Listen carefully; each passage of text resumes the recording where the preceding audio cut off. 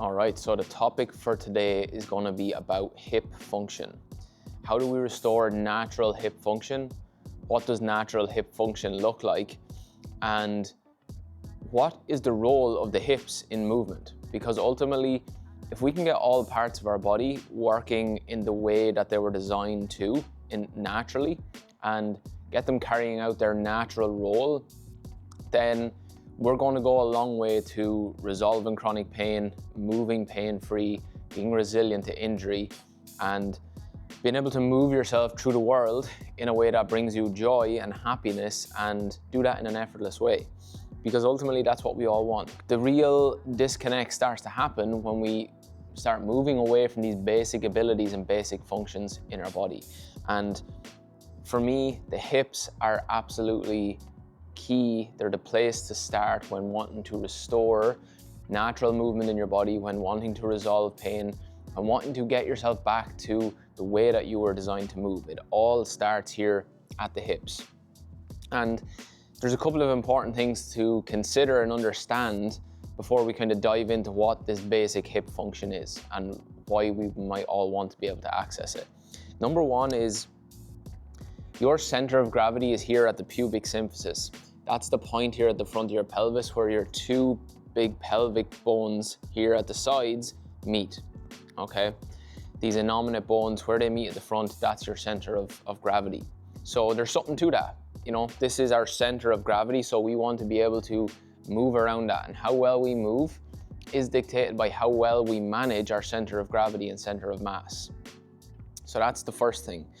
Second thing is, your hips have a huge potential for movement, okay? Between the pelvis and the hip joint itself. Number one, it's a hugely powerful joint with the big muscles like our glutes in particular, but we've such movement potential here and such potential to bear body weight and generate force and movement capabilities.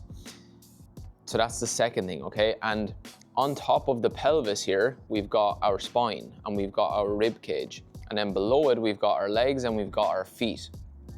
But what we want to happen is we want to drive movement from the pelvis. And what I mean by that is we need to learn how to initiate movement from our center of gravity, from the pelvis, and manipulate that center of gravity to move us forward in the most efficient way possible. And the way we do that is quite simple, okay? In the ideal scenario, the way we are naturally designed to move our body weight is when I step my leg forward, I want to be able to turn my pelvis towards my leg that is going to hit the floor.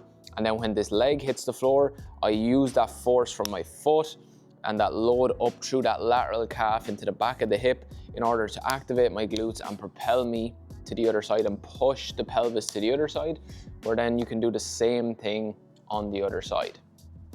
And it's really as simple as that. As a basic first step for improving hip function, to be able to access our back chain, in particular our glutes, and use that as our dominant chain for movement, that's the very, very simple process that we need to be able to do, okay? You need to be able to turn your pelvis towards that side, engage and open that space in the back, press away and get to the other side. And to show you what that looks like in my body, what that basically means is when I step and swing this leg through, I want to be able to turn my zipper line towards that side. And I want my pelvis to be the platform for everything else to move on, okay?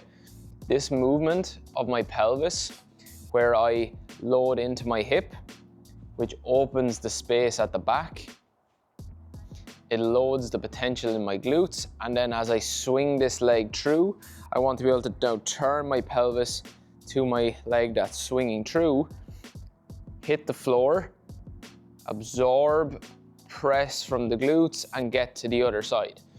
And we want that to happen at the pelvis level. This hip crease, this is your center for movement. This is where you want your attention to be when learning how to restore this ability, okay? We want to be able to swing the leg and close this space. We want to be able to activate those adductors, because if I close this space at the front, and I start to turn my pelvis and my leg and bring those together, hit the floor, that closing at the front opens the length potential at the back, and then I can step through to the other side. And that has a direct impact on your foot function, how your foot impacts the ground, how you roll through the foot, and how that load transfers up into the rest of your body, in particular your glutes, okay? So it's that turning, the closing at the front is what opens the space at the back. And this space at the back is where your glute tissue is. And we need to be able to lengthen the tissue in order to load it and then generate that force to move us forward. And the pelvis is the key to that. So the basics that you need to master and nail of your hip function is, number one, drive movement from your hip, okay? Think of all movement being initiated in that center of gravity of your body, that pubic symphysis here at the front of your pelvis, all right? That's the driver of the movement. Don't initiate movement from your leg, from your foot. Don't initiate movement from your shoulders. You want to initiate from here and allow that pelvis to be the platform that everything up here moves on top of. And that gets you into a good position when you land. Now you're loaded. Now you need to get the pelvis going back to the other side and you hit the floor. And a really simple way to practice this is just in a standing position, okay? You just want to turn, pull yourself and drop back into that hip. So a little step back, pelvis leads, upper body follows, feet straight ahead, and then press and step through, get that closing on the other side. Down, feel the closing, feel the engagement on the adductors, pull into that hip socket, okay? Press, and just rep this out. Small movements is fine for the start.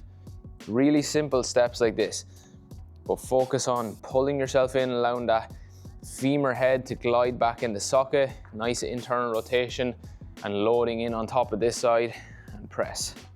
Okay, in, out. Drive the movement from the pelvis. That is your platform for movement. The spine will follow, the feet, the legs, everything else will follow. Drive that from your center of gravity. And this is the first place to start to restore basic hip function. It will actually feel quite nice on the hips, on the adductors, but most people, what generally tends to happen in our day-to-day lives is most people will stand with their feet turned out and they lose that ability to be able to pull back into their hip and drop in and push off to the other side. When our feet turn out, our pelvis gets shifted forward. Now we're walking in all kinds of weird ways, but we never get that turn and that release. And that's what we need. That is literally the secret to efficient, natural movement, okay? That's how your body is designed to move, driven from the pelvis, driven from the hips. This is the way. Okay, what we don't want is feet turned out and then we start twisting through our spine. If I can't generate that twist at the hip, what will happen instead is I'll get that through my lower back and my spine. So that is the key to optimizing your hip function. That has to be the first step. Mobility and range of motion, these are secondaries. Restore natural function first, because if you're restoring that ability, the rotation, internal rotation, push off, external rotation, and you're getting internal rotation on the other side. This is what's greasing up the pelvis. This is what's getting everything turning. So then if you want to improve your mobility, it becomes much easier to do that with very targeted mobility drills. But not addressing this basic function here and starting to unlock this and then build upon it, it's going to dampen down the effects of all the other mobility work you do, because you can do couch stretches, you can do pigeon stretches, and you can do all these different things, but then as soon as you stand back up and you go to walk out of the gym or walk away from the work you've been doing, and all of a sudden now you're walking like this again, those results are not going to stick. You need to master the basics first. When the basics are mastered, you can keep building upon them, but then everything in movement and everything in your life becomes easier. And so many people want to bypass the basics because they're boring, or because they somehow don't make them sweat and feel the pump in the way that we're so used to.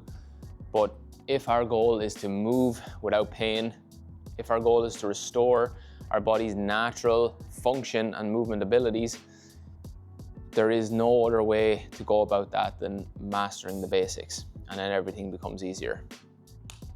So that's the basics of hip function, okay? You need to restore a drop in, a loading into the hip, a turn of the hip, driven from the center of gravity, and then using and integrating the foot at that point to push you off, get you to the other side. And that's a topic of conversation for another day, about how the foot and the hip integrate. But you cannot integrate your foot effectively with your hip unless you start nailing and starting at your center of gravity. The start point is the center of your body, and we work out from there. So that's it, guys. Let me know below the video if you've got any comments on this. Let me know how the movement feels. My recommendation for you and my encouragement is to try this basic movement. Keep it very simple, but focus on that pubic symphysis. Can I turn my center of gravity, and can I drive it off? And just focus on how much movement is happening between your pelvis and your hip on each side. Can you feel the adductor here when you turn in? Can you couple that feeling of a contraction on the adductor with the loading of the tissue at the back?